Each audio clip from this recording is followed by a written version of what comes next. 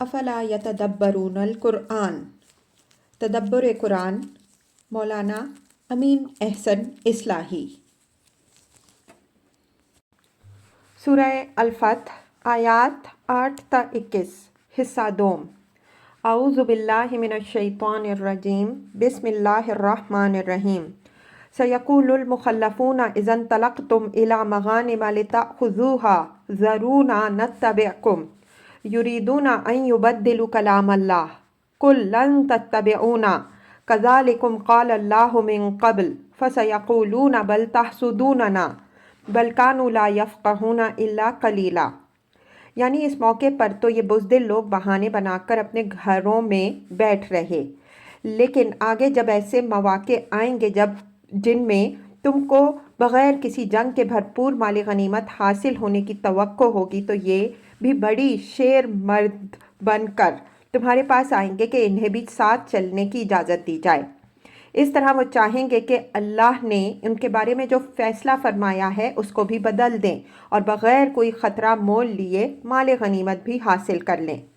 فرمایا کہ جب اس طرح کا موقع آئے تو ان سے کہہ دینا کہ تم لوگ ہمارے ساتھ ہرگز نہیں چل سکتے۔ اللہ نے اسی طرح کا حکم تمہیں اس سے پہلے بھی دیا، لیکن اس وقت تم اپنے گھروں میں بیٹھ رہے، تو اب ہمارے ساتھ نکلنے کے لیے کیوں بے چین ہو؟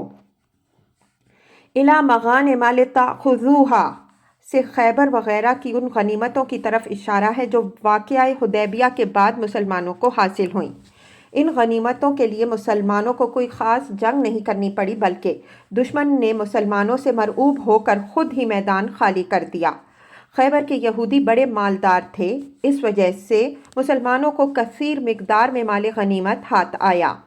لِتَأْخُذُوهَا کے الفاظ سے یہ بات نکلتی ہے کہ گویا مسلمان گھروں سے نکلے ہی اس لیے کہ بغیر لڑے بھڑے مال غنیمت باندھ کر واپس آ جائیں۔ یریدون ان یبدلوا کلام اللہ، یعنی یہ منافقین اس طرح کے مواقع پر ساتھ دینے کی پیشکش کر کے یہ چاہیں گے کہ اللہ کی اس بات کو بدل دیں جو ان کے بارے میں اس نے فرمائی ہے۔ یہ اشارہ اس بات کی طرف ہے جو اوپر آیت 6 میں بدی الفاظ ارشاد ہوئی ہے، وَيُعَذِّبَ الْمُنَافِقِينَ وَالْمُنَافِقَاتِ وَالْمُشْرِكِينَ وَالْمُشْرِكَاتِ الظَّانِّينَ بِاللَّهِ ظَنَّ السَّوْءِ عَلَيْهِمْ دَائِرَةُ السَّوْءِ وَغَضِبَ اللَّهُ عَلَيْهِمْ وَلَعَنَهُمْ وَأَعَدَّ لَهُمْ جَهَنَّمَ وَسَاءَتْ مَصِيرًا، اور تاکہ اللہ عذاب دے منافق مردوں اور منافق عورتوں اور مشرکین اور مشرکات کو جو اللہ کے باب میں برے گمان رکھنے والے ہیں۔ برائی کی گردش انہی پر ہے اور ان پر اللہ کا غضب ہوا اور اللہ نے ان پر لعنت کی اور ان کے لیے جہنم اس لیے اس نے تیار کر رکھی ہے اور وہ برا ٹھکانہ ہے۔ مطلب یہ ہے کہ یہ لوگ چاہتے ہیں کہ انہیں دین کے لیے کچھ کرنا تو نہ پڑے، لیکن دنیا اور آخرت دونوں میں اس کے فوائد ان کو حاصل ہوں، لیکن ان کی یہ خواہش پوری ہونے والی نہیں ہے۔ ان کے باب میں اللہ کی بات اس وقت تک نہیں بدل سکتی جب تک وہ اپنی حالت دین کے صحیح تقاضوں کے مطابق بدل نہ لیں۔ قُلْ لَن تَتَّبِعُونَا كَذَلِكُمْ قَالَ اللَّهُ مِن قَبْلُ، یعنی اگر وہ تمہارے ساتھ نکلنے کی اجازت چاہیں گے تو ان کو اجازت نہ دیجیو، بلکہ ان سے صاف صاف کہہ دیجیو کہ تم ہمارے ساتھ ہرگز نہیں چل سکتے۔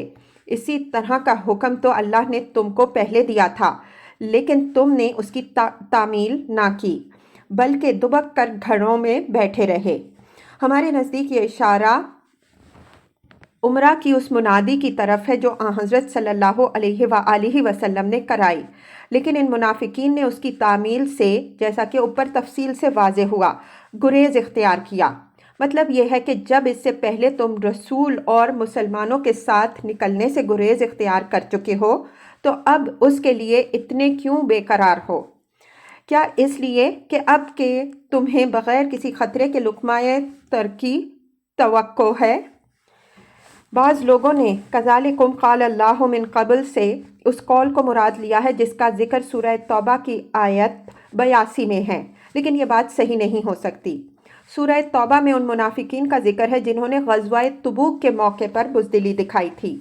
یہ غزوہ حدیبیہ کے واقعے کے بہت بعد پیش آیا اور یہاں اشارہ کسی ایسے واقعے کی طرف ہے جو حدیبیہ سے پہلے پیش آیا ہو۔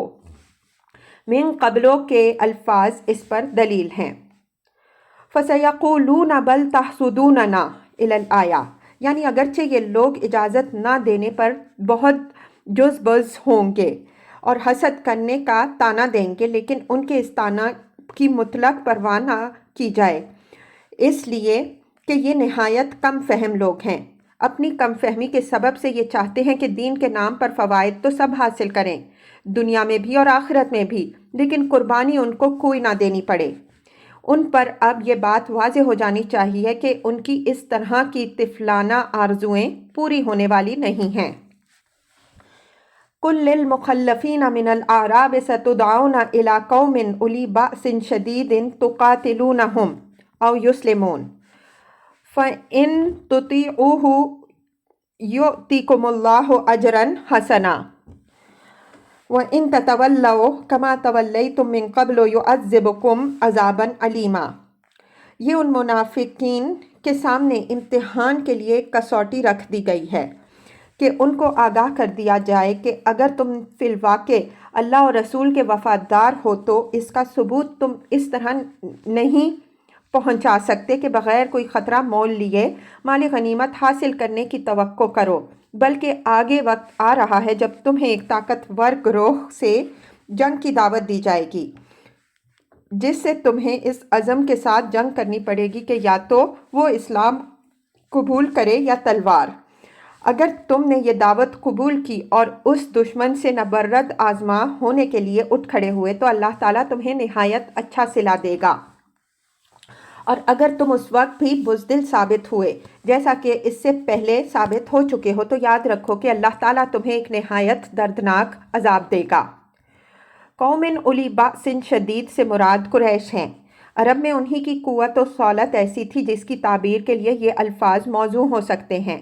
ان سے اگرچہ جنگ بندی کا معاہدہ ہو چکا تھا، لیکن بیت اللہ کو ان کے تسلط سے آزاد کرانے کے لیے ایک فیصلہ کن جنگ ناگزیر تھی۔ نبی صلی اللہ علیہ وآلہ وسلم کے مقصد بعثت کی تکمیل اس کے بغیر نہیں ہو سکتی تھی۔ تقاتلونہم او یسلمون، قریش کی طرف نبی صلی اللہ علیہ وآلہ وسلم کی بعثت چونکہ براہ راست ہوئی تھی، اللہ تعالیٰ نے انہی کے اندر سے ایک رسول مبعوث کر کے انہی کی زبان میں ان پر حجت تمام کر دی تھی، اس وجہ سے ان کے لیے دو ہی راہیں باقی رہ گئی تھیں، یا تو اسلام قبول کریں یا تلوار۔ دوسری قوموں کے لوگ ذمی اور معاہد بنائے جا سکتے تھے، لیکن مشرکین بنی اسماعیل کے لیے اس قسم کی کوئی گنجائش نہیں تھی، یہاں تک کہ وہ غلام بھی نہیں بنائے جا سکتے تھے۔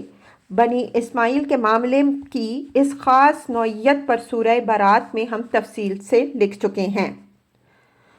وَإِن تَتَوَلَّوْا كَمَا تَوَلَّيْتُم مِّن قَبْلُ، یعنی اگر اس وقت بھی تم نے وہی بزدلی دکھائی جو اس سے پہلے عمرہ کے موقع پر دکھا چکے ہو، تو یاد رکھو کہ اللہ تعالیٰ تمہیں بھی اسی طرح کا دردناک عذاب دے گا جس طرح کا عذاب اس نے اسلام کے کھلے ہوئے معاندین کے لیے مقدر کر رکھا ہے۔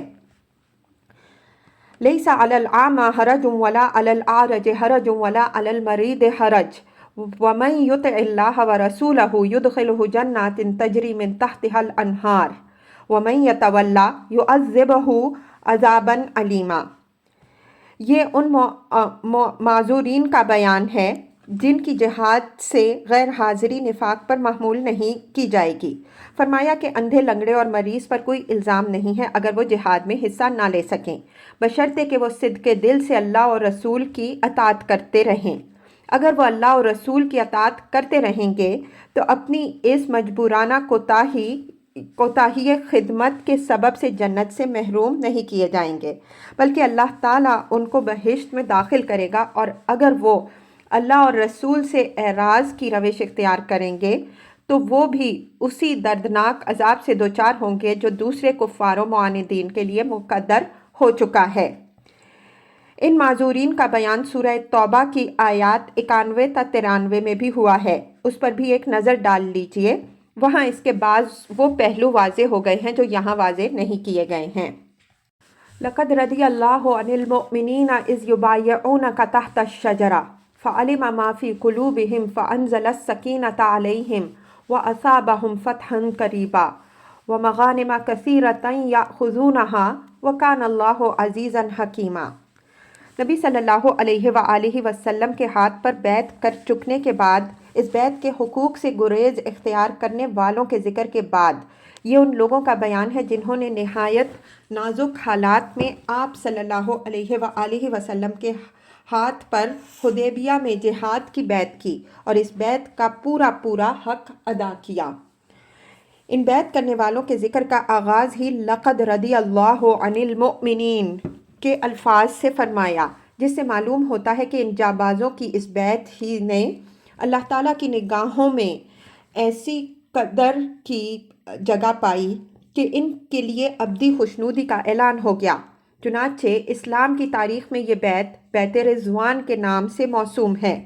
یہ بیعت جن حالات میں آپ صلی اللہ علیہ وآلہ وسلم نے کی اور مسلمانوں نے جس جوش و خروش کے ساتھ عین دشمن کے مرکز میں یہ بیعت کی، اس کی طرف ہم سورہ کی تمہید میں اشارہ کر چکے ہیں، ایک نظر اس پر بھی ڈال لیجئے۔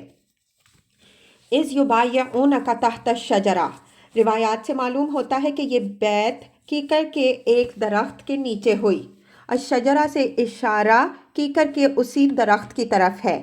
اس اشارے سے مقصود غربت و مسافرت کی اس حالت کو سامنے لانا ہے جس میں اسلام کی تاریخ کا یہ عظیم واقعہ پیش آیا۔ فَعَلِمَ مَا فِي قُلُوبِهِمْ فَأَنزَلَ السَّکِینَةَ عَلَیْہِمْ۔ اس بیعت میں شرکت کرنے والے مسلمانوں کی تعداد 1400-1500 سے زیادہ نہیں تھی۔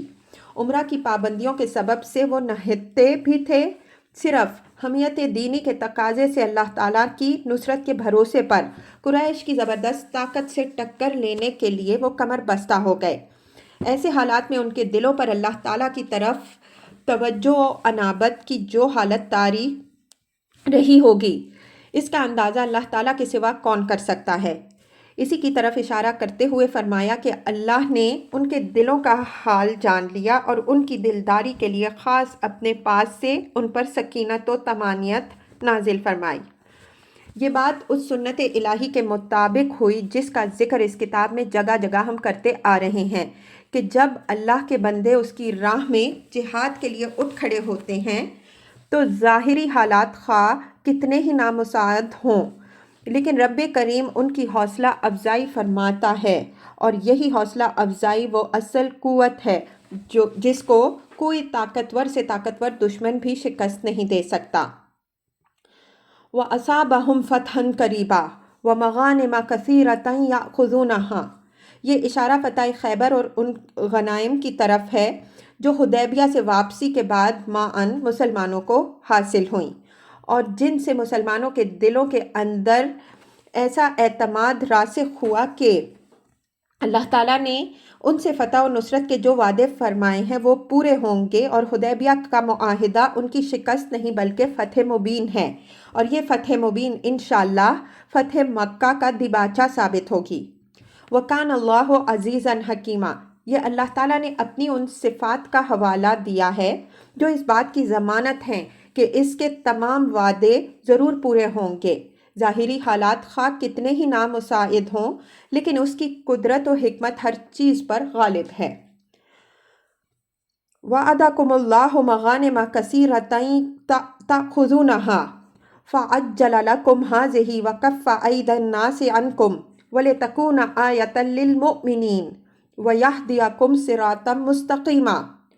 اوپر والی بات نبی صلی اللہ علیہ وآلہ وسلم کو خطاب کر کے فرمائی گئی تھی۔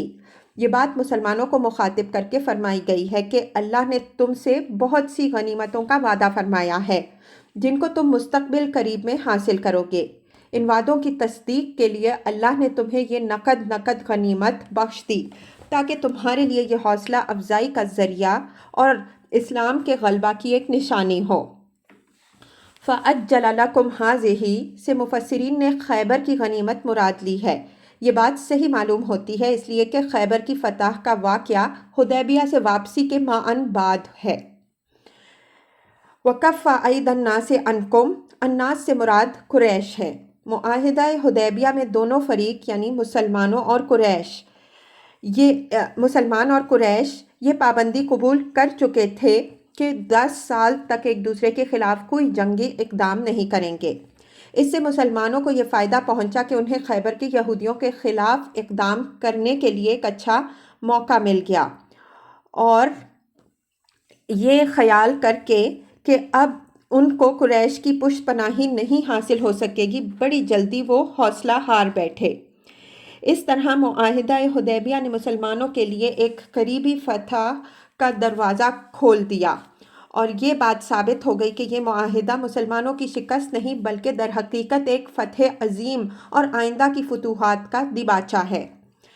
وَلِتَكُونَ آیَةً لِّلْمُؤْمِنِينَ یہاں معطوف علیہ عربی کے معروف قاعدہ کے مطابق محذوف ہے، یعنی اللہ نے خیبر کی یہ نقد غنیمت مسلمانوں کو اس لیے عطا فرمائی کہ یہ ان کے لیے معاہدہ حدیبیہ کے فتح مبین ہونے کی بھی ایک دلیل ہو، اور مستقبل میں اسلام کے غلبہ و تمکن کی بھی ایک نشانی کا کام دے۔ وَيَهْدِيَكُمْ صِرَاطًا مُسْتَقِيمًا یہ ٹکڑا آیت 2 کے تحت بھی گزر چکا ہے۔ وہاں ہم اس کی وضاحت کر چکے ہیں کہ یہ اشارہ ہے اس بات کی طرف کہ اب وہ وقت قریب ہے کہ اللہ تعالیٰ مسلمانوں کو تکمیل دین کی نعمت سے سرفراز فرمائے اور اپنے بندوں کے لیے ہدایت کی وہ صراط مستقیم کھول دے گا جو اعدائے حق نے بند کر رکھی ہے۔ اس صراط مستقیم کے لیے اصلی نشان راہ کی حیثیت چونکہ خانہ کعبہ کو حاصل تھی، اس وجہ سے اس میں کفار کے تسلط سے اس کے آزاد ہونے کی بشارت بھی مضمر ہے۔ وَأُخْرَى لَمْ تَقْدِرُوا عَلَيْهَا قَدْ أَحَاطَ اللَّهُ بِهَا وَكَانَ اللَّهُ عَلَى كُلِّ شَيْءٍ قَدِيرٌ یہ فتح مکہ کی طرف اشارہ ہے۔ فرمایا کہ ایک دوسری اور بھی بہت بڑی کامیابی ہے جس کا اللہ نے تم سے وعدہ کر رکھا ہے۔ یہ کامیابی اگرچہ تم ابھی حاصل نہیں کر سکے ہو، لیکن اس کے حصول میں بھی اب زیادہ دیر نہیں ہے۔ اللہ نے اس کا احاطہ کر رکھا ہے، اور جس کا اللہ نے احاطہ کر رکھا ہو وہ چیز قابو سے باہر نہیں نکل سکتی۔ اللہ ہر چیز پر قادر ہے، اور وہ بہت جلد یہ کرشمہ بھی اپنی نصرت کا دکھا دے گا۔